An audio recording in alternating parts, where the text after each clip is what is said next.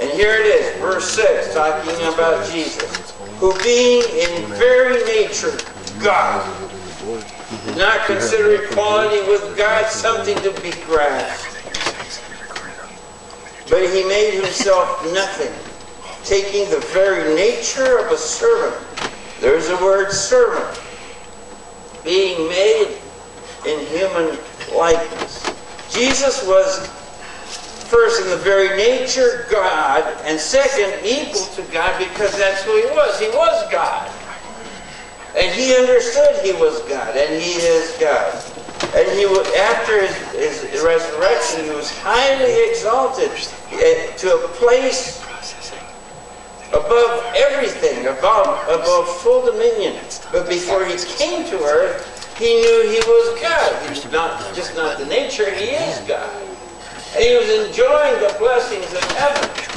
And he says, I'm not going to consider this robbery. I'm going to go ahead and yield and serve mankind, becoming a servant. There's a difference between behaving and acting like a servant and having the nature of a servant. It comes from the heart. It blossoms out from your inner being. It's something you nurture in your heart. It's not something you do. It's something you are. And Jesus became, by nature, human, a servant. And then Paul says you need to take on that mind.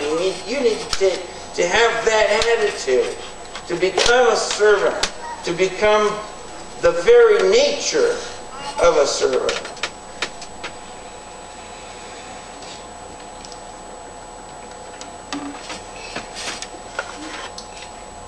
Have you ever said or thought, you know, I'm too good to do that? Doing that is beneath me.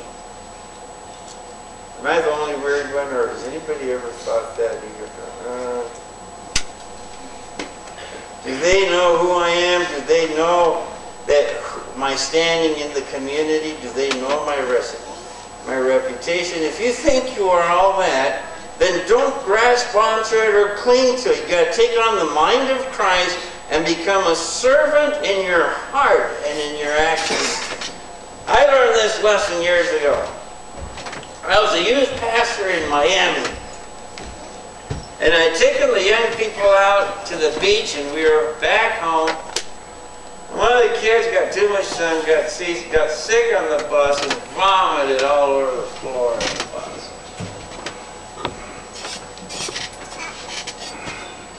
And I've got some bad attitude towards that stupid kid. And thinking, who is going to clean up that mess? And I am gathering up all my delegation abilities and skills. And kids are stepping off the bus, and the kid that's sick is still sick. I couldn't get him to do it. Oh, we're not going to do. Young buck out of Bible school, here I am. Okay, so here comes my boss, the senior pastor, the head honcho of the church. And he's greeting the kids. And then the kid says that he got sick and he vomited. You know what my pastor did? He went back into the church. I'm going, yeah, right, there's my fearless leader. But he came back with 2 towels, a wet one and a dry one. He got on his knees and he cleaned it up. I heard the Lord say, "You're learning something today, son?"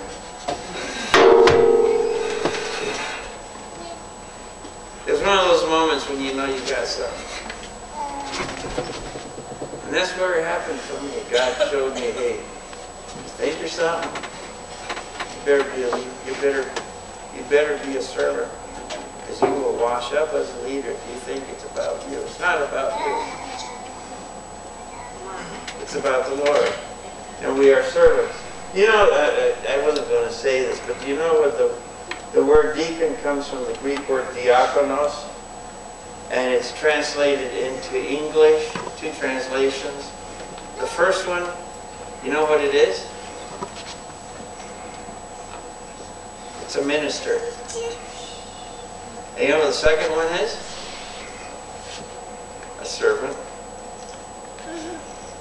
A servant. It's the attitude of a leader. It's built into the word diakonos. It's a servant. It's a servant who ministers. A servant leader. Isn't that wonderful?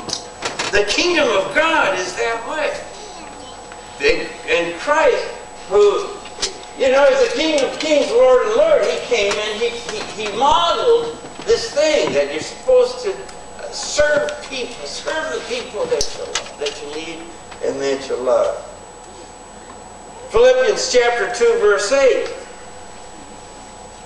And being found in the appearance as a man, he humbled. Take note of the word humbled. He humbled himself and became obedient to death, even death on the cross. Jesus humbled himself to serve you and I on the cross. To be a servant requires humility. You gotta suck it up. You gotta barbecue your ego. Take up your cross. Eat crow.